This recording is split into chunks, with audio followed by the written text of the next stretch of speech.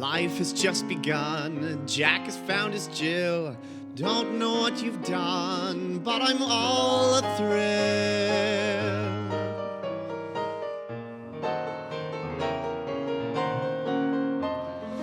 How can words express your divine appeal? You can never guess all the love I feel.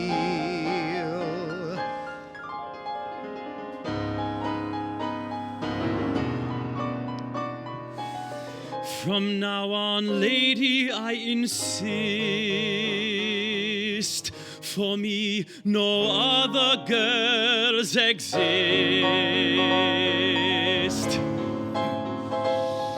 It's wonderful, it's marvelous.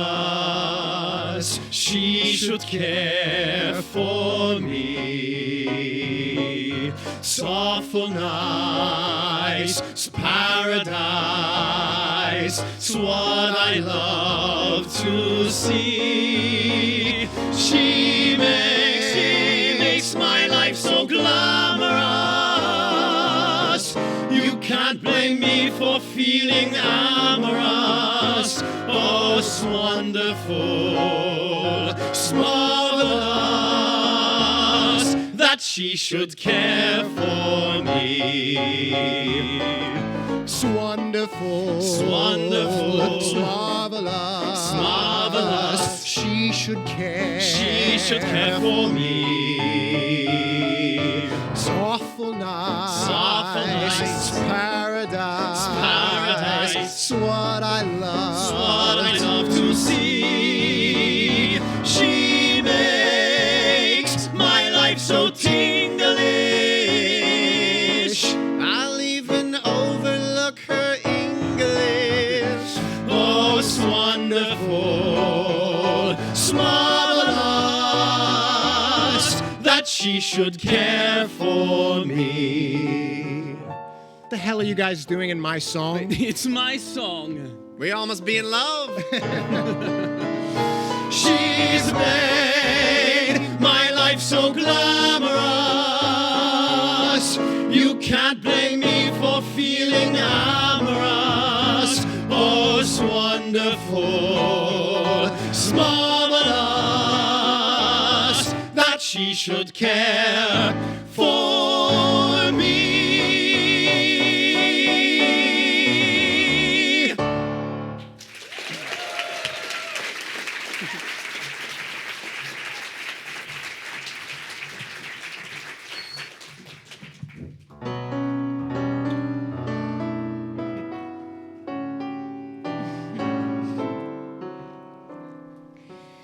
Who cares what the public chatters? Love's the only thing that matters. Who cares if the sky cares the sky falls in the sea? Who cares what headlines are shrieking?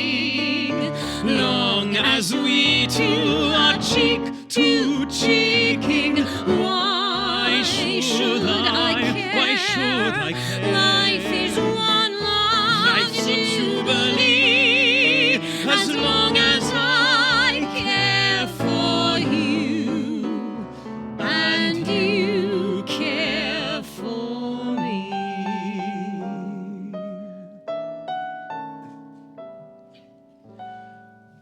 For you, for me, forevermore. It's bound to be forevermore. It's plain to see we found by finding each other the love we waited for. I'm yours, you're mine, and in us the happy ending starts. What a lovely world this world will be, with a world of love in store for you, for me, forevermore.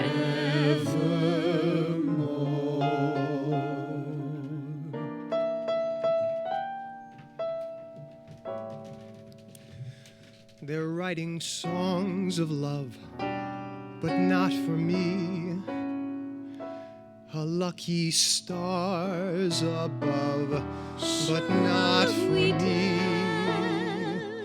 With love to lead the way, I've found more skies of gray than any Russian play could guarantee. Dance whenever you can.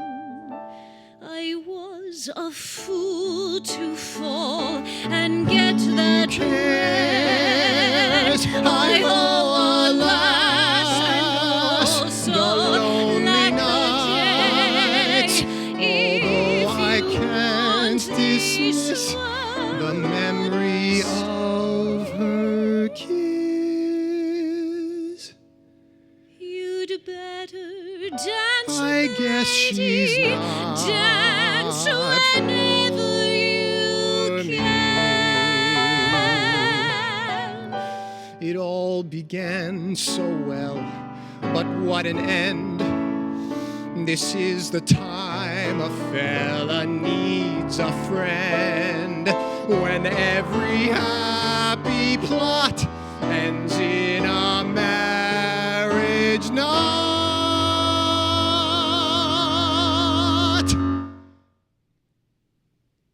But there's no knot for me.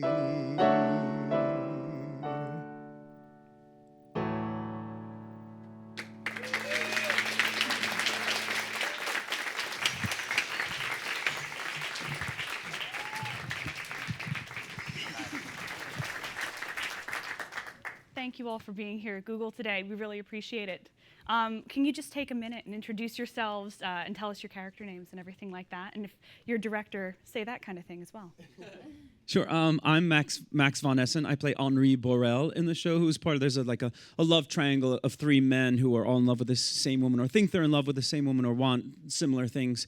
And he's actually only one of the main French characters in the show. So I'm a French guy, kind of torn. I'm in love with Lise, who played by, well, she'll tell you. I'm kind of torn. I desperately want to be a performer and move to the United States and go to New York and be a performer at Radio City Music Hall. But I know what my parents are sort of gearing me up towards, taking over for the family business. So he's very torn in his life, torn as far as his relationship with Lise and his life in general as to what he feels he should be doing and what his passion is to be doing. Hi, I'm Leanne Cope and I play Lise DeSanne. I'm not sure. Okay. Did you hear that? I'm Leanne Cope and I play Lise DeSanne. She is the lucky lady who has three men fall in love with her.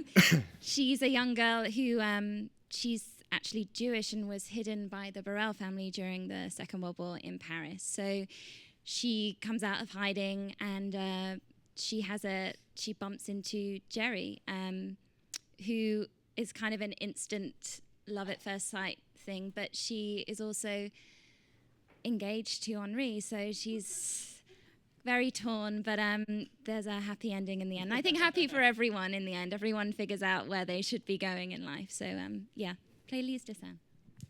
I'm Will Burton. I'm playing Adam Hochberg today. I'm actually an understudy. I cover him as well on some days.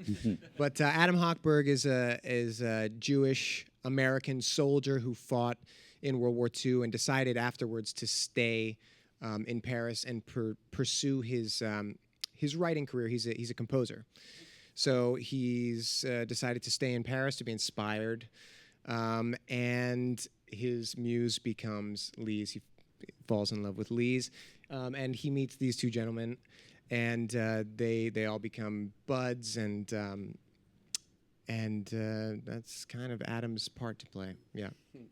I'm Robert Fairchild. I play Jerry Mulligan, the role made famous by Gene Kelly. And he's a soldier in World War II who stays in Paris on the GI Bill to study art and falls in love with Lise, becomes best friends with these guys. So. I'm Christopher Wheeldon, the director-choreographer of American in Paris. Thank you.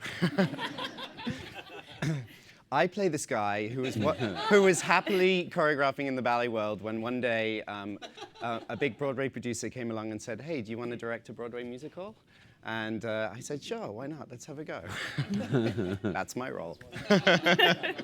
And I just sorry, Jilly. Just want to say, Will's actually making his debut tonight as Adam Hochberg on Broadway.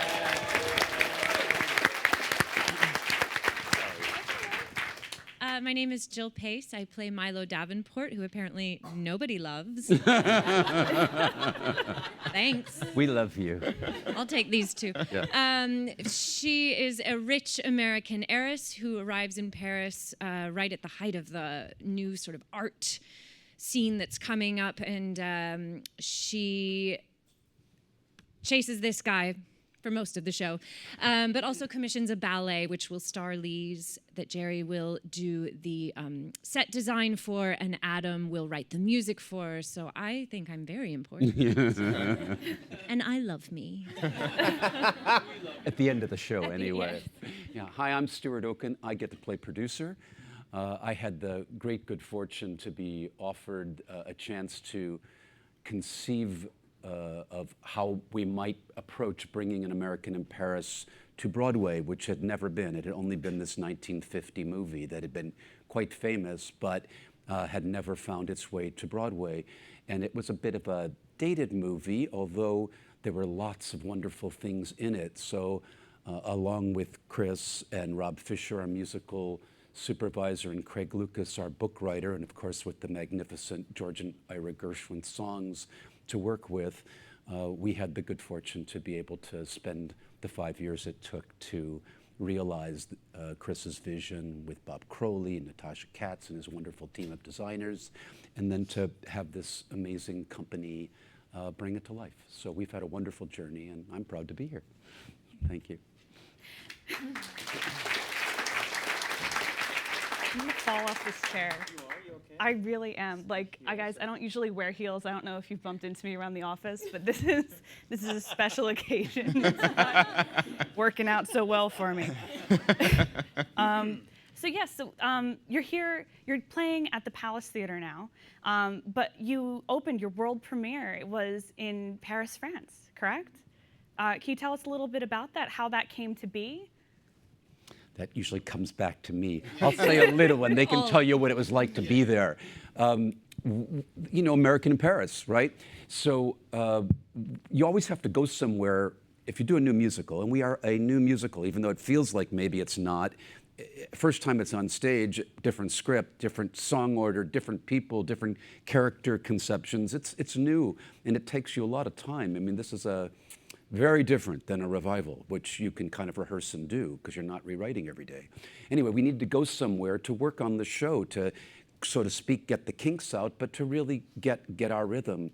And we had to pick a place to go, and there was a wonderful producer in Paris. His name is Jean-Luc Chopin, and Jean-Luc who I oddly happen to know because we both spent 10 years working at Disney in the between 93, I think, and 2004.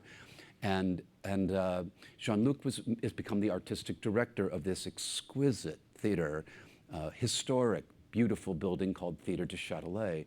And France does not have much of a history of doing American musicals. It's actually one of the countries in the world where we just haven't resonated with this very unique American art form. But Jean-Luc started bringing productions in English that he'd put together. He'd only run them 2 or 3 weeks at the most, but he'd bring in wonderful performers and artists mostly from England, because you can't, if you do something in the original, he only performs in the original language. So he was developing an audience for American musicals, and he did the classics. He did Sondheim, he did Rodgers and Hammerstein, he did Lerner and Loewe. And after about 6, 7 years of doing that, he thought that it possibly was the time for his audiences to actually have a brand new musical. But this seemed like rather safe one because it had familiarity to them. The story had empathy for French characters, and the music was so well known. So fortunately, serendipitously, we managed to come together, and we rehearsed in America. It was our production here in America that was all put together, and then all of it went over to Paris, where the scenery was all built there, the costumes were all built there, and our whole company, like 75 of us, lived in Paris for 3.5 months, and not only got to make our show, but got to experience the beauty and the joy of being in a location together and building the authenticity inside of our company. So that's how it happened. That sounds absolutely fantastic. Now, some of you are from New York, some of you from elsewhere. Leanne, I know that you're actually from England, and you're in the Royal Ballet. Is that correct? Yeah, I'm from a small town called Bath. Whenever I say that here, they're like, "What? You were born in a Bath?" I don't know where it is. It's a small town, southwest of London. But I moved to London when I was 11 and studied at the Royal Ballet School, and then danced with the Royal Ballet Company for 12 years. So ballet is a silent art form, so to suddenly, after 12 years of performing on stage, to suddenly have to open my mouth and speak and sing has been terrifying but liberating and amazing. So yeah, this is kind of the first venture into spoken word. Right. And it's your first venture as well, correct? Yeah, I danced with the New York City Ballet in Lincoln Center, and I've been there for 10 years. And that's how we met, actually. I've been in a lot of his ballets at the company. And he asked me, can you sing? After we did some gala where I was tap dancing. And I said, yeah, I can, I think so. And, that's kind of how this whole collaboration started between the two of us. And it's so liberating to be on stage telling stories for 10 years without opening your mouth, and then to get the opportunity to speak and then sing and dance all at the same time. It's just the coolest opportunity. Right. Can you tell us a little bit about the audition process? Because it's compared to the sort of rock and roll, heavy movement shows that have become popularized, in recent years. This is kind of a throwback to the very classic days of Broadway, the big sweeping dance numbers. It's beautiful. Well, the audition process was tough. I mean, there are many reasons to do an American in Paris. Of course, the great music of George and Ira Gershwin, the phenomenal setting, but I think we all agreed that unless we really found the cast that could handle the dance in the show, really embody these characters, and not just be, because there's a history of ballet dancers having been on Broadway. And there tends to be a little bit of a sort of, great dancers, but shame they can't really sing or act. Right. So we were, we really wanted to find like true triple threats. I actually call Leanna a quadruple threat because with a triple threat is a singer, an actor, and a dancer. But she also has to be a ballet dancer on point, which is, a very specialized skill. So it made the search for Lees particularly challenging. Mm-hmm. And I also work with the Royal Ballet a lot. I'm an artistic associate there. And so I've known Leanne since she was in the school. And we actually grew up in the same county. I was born about an hour away from where Leanne was born. But I didn't know her at that age, though. So somebody said, we were searching, we were looking in London, we had an extensive audition search all across the United States. And somebody said, Leanne Cope actually sung once in the music competition and she's got kind of a nice voice. So I grabbed her between two shows of Swan Lake. There was a matinee and an evening of Swan Lake. She still had her feathers in her hair. And I kind of managed to sort of bully her into the dressing room because I said to her, so, I hear you can sing. And she's like, yeah, but I only sing in the shower.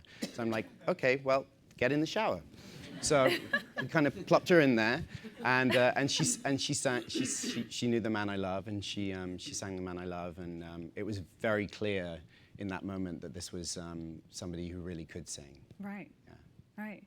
Was that a little nerve-wracking for you? Terrifying.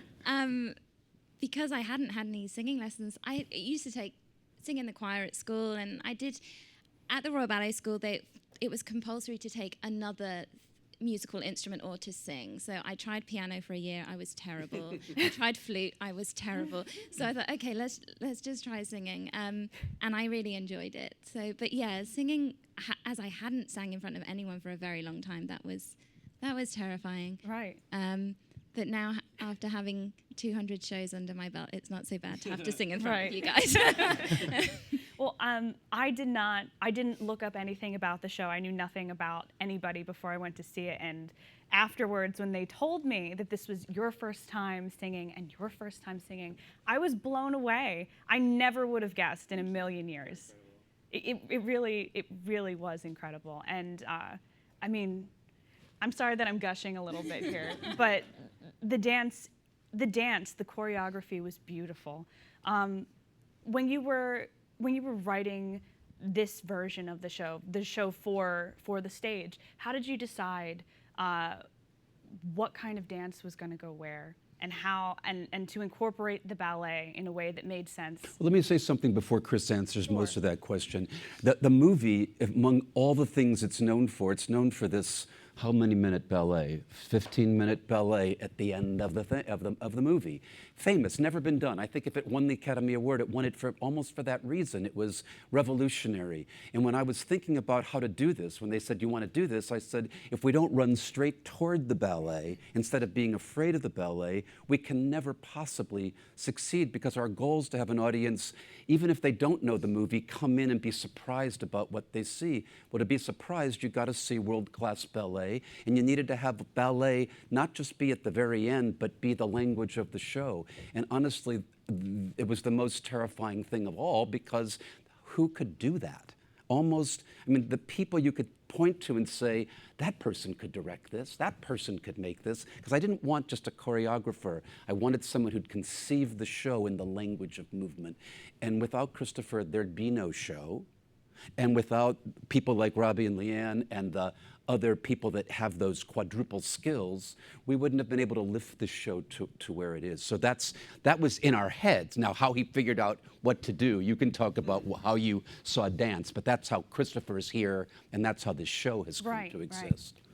Well, I think as Stuart said, we wanted our story to drive straight through to the ballet and then continue through the ballet, because in the movie, it's sort of, the ballet at the end of the movie is kind of a voyage through a sort of a postcard voyage in a way through Paris, a sort of chase, and the ballet at the end of our show is the crashing together of the various art forms that our characters are developing in Paris. So Adam's composition, Jerry's set design, and that idea actually came kind of late.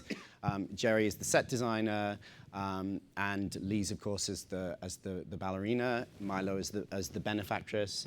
So even though the ballet kind of sits almost as an abstract piece of dance with a very sensual pas de deux at the heart of it. So the story of the ballet, in a way, is the romantic climax, I suppose, of the coming together of Jerry and Lise. But around it, the framework is fairly abstract, inspired by the art of Mondrian. That's sort of Jerry's. Right. That's where Jerry's art kind of goes. At the beginning of the show, the designs sort of capture some of the more sort of figurative sketches of his work, and you sort of can also track his development and his inspiration, the inspiration he gets from the artists of the time in Paris. So. But it was daunting. The ballet was daunting because, as Stuart said, it's really the aside from the great performances, the one thing that really makes the movie special, and we wanted it to be, very much the heart of this piece. Right. And then, of course, how do you get an audience to really believe in that, especially perhaps people that may be intimidated by ballet or have never been to the ballet before, or may think, oh God, that sounds boring. So we begin the show with a 7-minute ballet, and so it's kind of like, this is what you're in for, folks. But it's very much, there are three ballets in the show. There's the opening ballet, which is very descriptive of Paris emerging from this terrible, dark period of occupation. So you get these kind of shifting, this sort of ever-shifting panorama of streets with bread lines, a collaborator being flushed out. It's very dark, but it moves quickly. It's quite cinematic in a way. Then there's the middle ballet closes Act 1, and it very much sort of tells a fast-forward story of Jerry and Milo Milo sort of wooing Jerry and taking him around Paris, supporting his art, Lee's rehearsing the ballet, Jerry and Lee's kind of meeting secretly at the Seine, and then Jerry going to a bar with Milo, and it's sort of all in a way, it kind of ties up all of the stories that we've been following through Act 1. And it's very colorful, in contrast to the first ballet, which is quite dark. It's very colorful and dynamic and exciting, and it's a great piece of music. The second Rhapsody for piano and orchestra by George Gershwin. Everybody knows the Rhapsody in Blue, but very few people know this fantastic second Rhapsody that he wrote. And then, of course, the final ballet, which I already described. And then in between, there's a big tap number. Yep. There's a fantastic kind of Broadway-style number, fantasy number at the Galerie Lafayette. So it really, our show lives and breathes with different dance forms. Right. And I'd love to talk about that. It feels like there's not 5 minutes that goes by where you guys aren't dancing. And it's multiple shows every week. And I see people switching between character shoes and point shoes and tap shoes and lots and lots of costume changes as well. Now, was that difficult, having to switch between all these different mediums of dance and with the costume changes and mic packs? Did you have to dance with the mic packs on? My mic pack's in my wig. Oh. Yeah. How did they... I'm just going to accept that. Okay. Yeah, it's amazing. It's actually embedded into her skull. Yeah, now I have a flat head. Oh my God. It's actually really funny because there's this moment in the pas de deux where I come up behind her and there's this kind of caressing moment, and sometimes my cheek hits this battery pack. I'm like, she's a robot. It's so weird. It's so weird. I found I'd never danced in heels before. Now I love wearing them. But the transition from point shoes to heels throughout the show is quite difficult, just for your calves mainly. Right. No, I know. And the girls that have to tap as well, I don't know how they do that. I'm lucky I don't have to do well, I can't tap dance. But the girls that go from point shoes to character shoes to tap shoes, and it's walk also up flights of crazy, stairs. like the amount of time we have, which is for some people at certain times is seconds. Right. And you run off. I'm obviously, well, not obviously, but I don't dance very much in the show, and I don't have to switch between all kinds of shoes and stuff. But a lot of people do. But I do have some quick changes, as we all do. And it was crazy because we obviously tried out the show in Paris, and the crew, very few people on the crew spoke English. So here, imagine now you have 16 seconds for a quick change. You're trying to say what in your pants and the order and your shoes, what needs to happen, and your mic pack and all these things. And then you'd kind of get it into a groove. But in Paris and France in general, things are very different in work laws and everything. 2 days later, we'd have a completely different crew. It's not like New York where you kind of, your dresser is your dresser. So you were like, oh, good, now I got the quick change. Then you'd run off stage 2 nights later. You're like, who are you? Who is this person who is pulling down my pants right now? Wait, hang on. I have not ever said that before. No, but it really was. Go on, stop. No, but it really was a crazy experience. And we do have. I always find it so fascinating. I wish you could kind of like bring a friend, or like I wish my mom could come backstage and watch from the wings, because that is really what's it's so complex, and we have very little space, especially here in New York in the Broadway theater, and it's such a choreographed ballet behind the scenes as well, and so there are a lot of quick changes, and there are a lot of going in and out of different shoes, and it's pretty incredible what's happening backstage. I really wish people could see it sometime. Well, it's incredible from the audience's perspective as well, at least for me, because I'm watching, like, I think during the ballet, you're wearing a yellow dress, and then you switch to a different dress, and then you're back in the yellow dress, and I'm like, wait, she just like ducked down. What happened? It was literally magic. That's how it appeared. Velcro. Velcro.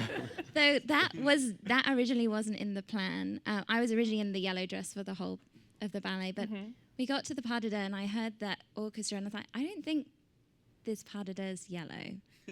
For me, it didn't, and I think I didn't feel like that music said yellow to me. So, but they came up with this other costume, and I think it works.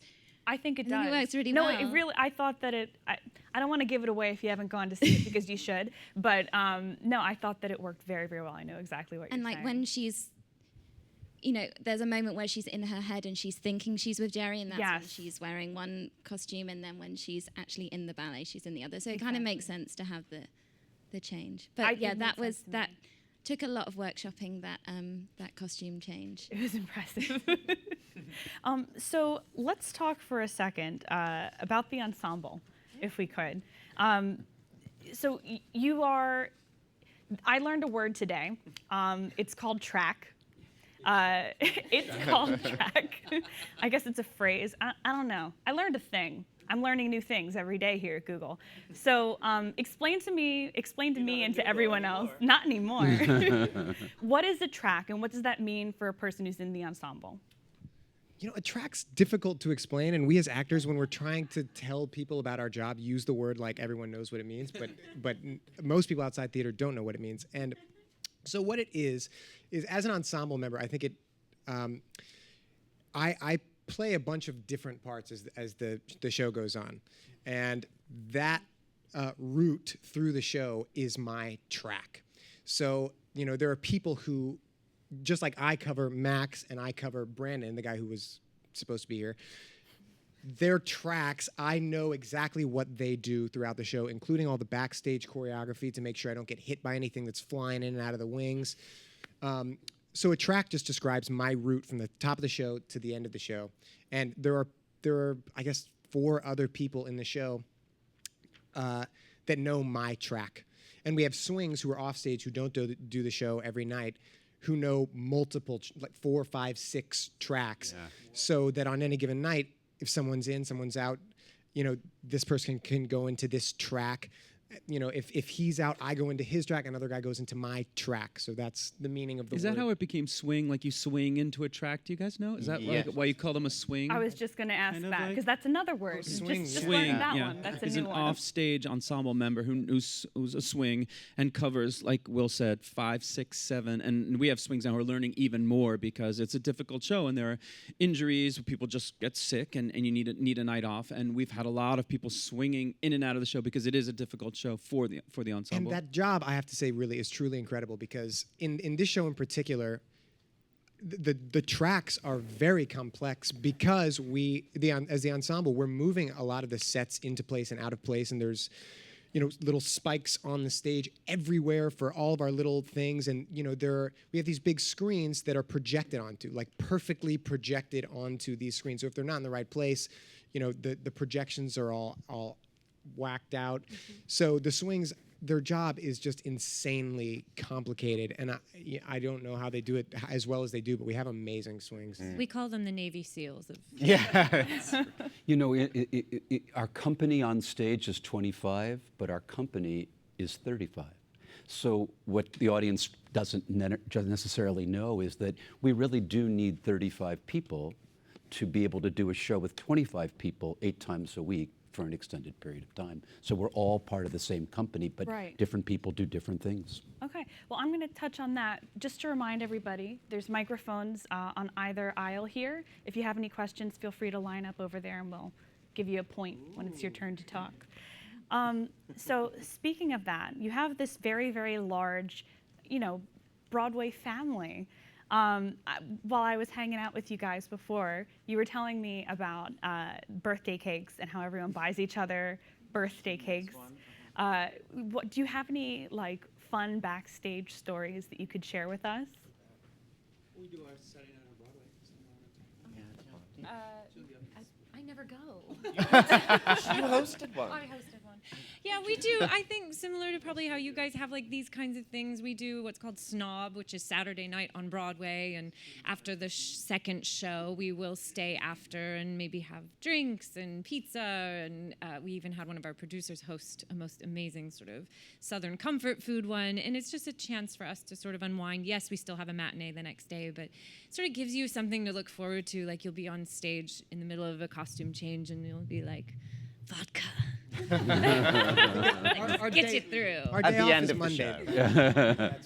That's why it's Saturday night. Our day off is Monday, and so we just have one show Sunday. But by the second show on Saturday, generally we're pretty tired. So that's why Snob exists. I do remember in Paris too, we had a lot of space in the wings, which is very rare on Broadway. We don't have it here, but the Parisian crew, they got so into it. They learned the choreography. They would dance along while we would be in a number on stage. You'd see them in the wings dancing along. We don't have that kind of space here, and also the New York crew is a little different. I don't imagine these guys dancing along. That's what not else? true. Really? Oh, Stairway to Paradise. Tell me.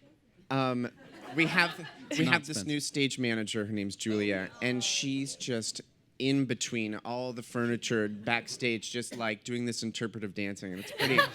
It's a sight. It's She's fantastic. amazing. She's a lot of fun. I actually only met her. She'd been on the show for a while because I was away over the summer. Because as the director, you do actually end up suffering serious FOMO because you get so attached to your family and you build the show and you really are Big Daddy. You're like taking care of everyone and making sure that they're giving a great performance and then you leave and they all get to stay behind and have Saturday night on Broadway and I follow it on Facebook and from afar. But the first time I met Julia, I came back and I walked into the office and she just goes, "What have you done?"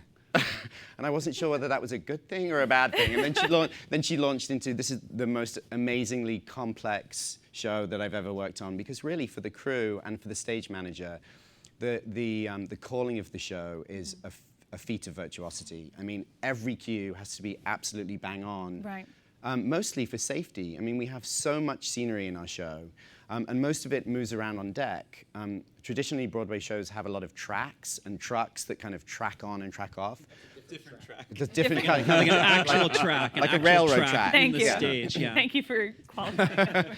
Our show, one of the reasons why it feels so dancey is because the scenery dances as well. And but the side walls of the building are where the wings, where the side stage space ends, and the back wall, our BP, our back plastic, which is the backdrop, is right up against the back wall. So there's very, very little space in the wings for all of the scenery, and it comes off stage, it gets hooked onto the big chains, and then winched up so that other pieces can come in.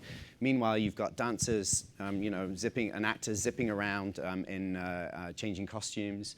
So their job, I think, is highly stressful. It's sort of like NASA mission control back there every night. Well, it looks like we have a question over here. Great. Hi. Thank you so much for being here. As a native New Yorker, it's so exciting for me to get front row seats to a Broadway show. Thank you. So I'm really curious about the underlying story. Seems to be a little bit in the background of World War II and the Jewish female who comes out of hiding. So I'm curious, maybe how was that received back when it was a movie decades ago versus how it was received now, both in maybe the States or in Paris. I'm also curious if any of you did any reflection or studies to relate to that period of time, and maybe for your, the character, I forget the character's name, but the Jewish female comes out of hiding. And lastly, if anybody ever reached out to you to share their story or to say, wow, this really spoke to me, or it was difficult for me to watch this, or just really curious about that storyline. Chris, do you want to tell them first how you went from the movie and updated this kind of? Yeah, sure. So, I mean, the movie touches on and suggests that this is right after the war. But, in 1952, I think it was obviously still very raw and very difficult to place it into a rich and realistic historical context. So one of the things that was, I think, appealing to Craig Lucas, our writer, when we were approached to do this, and we all agreed that there was no point in trying to recreate this beautiful movie on stage. it was a moment in time, and it is what it is. And the stars were the great stars of their time, and it was our responsibility to find, the new great stars of our time, and to perhaps place this story within a more accurate historical context. So Craig took it back to sort of the eve of the liberation or just after the liberation of Paris, and I think he really relished in the opportunity to flesh out these characters. It's still sort of a similar structure, a character structure as the movie, but obviously when dealing with Lise Dessin in our production has been in hiding for the duration of the occupation, and the show opens really with her first day back out on the streets of Paris. It's worth saying she wasn't Jewish in the movie. She wasn't. So that was something the character was not Jewish. It was suggested that she was in hiding, but because her parents were in the resistance. That's right. So it was, fascinating. it was. We were able to go a lot further with that. There's some belief, I think, that in 1950, when they made the movie, some of these was a little too close to the war, and there's so much there that suggests something deeper, but they stayed away from it. So allowing Craig making the choice to say, well, let's just put her there. Now she's got a reason for living in hiding. Now there's secrets that can't be exposed. So when Jerry learns about her history, everything makes sense, but he doesn't know about her.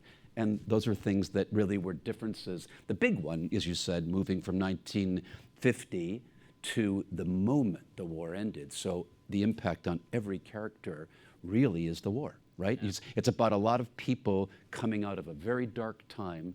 And actually, you said this earlier, I think, Leanne, or somebody did, that eventually everyone develops a sense of empathy for everybody else. They kind of get why they're all in this place at the same time, and the right things do happen. But there's a lot of confusion when you come out of the war.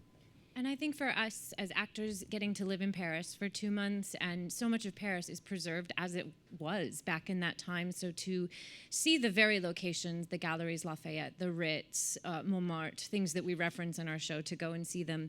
We also happened to be there when the Musée Carnaval was doing this amazing photography exhibit on the liberation and on the resistance fighters. So we all went, all of us, and spent a day there sort of absorbing this experience. And I think more than anything, being there made sure that we didn't make a caricature of their experience. So it became very real to us, and we were very well received by the French audiences, which we weren't sure when we went there what it would be like. And our first sort of run through in front of an invited audience was flabbergasting, because they were on their feet, and you look over and the crew were clapping in the wings, and we just felt so embraced by this culture and by these people. Have a real affection for them now. Thank you. And thank you. A question over here? Yeah, hi. I loved this show. It was one of my favorite shows I've ever seen. And I also love the ballet. I actually was at Lincoln Center last night.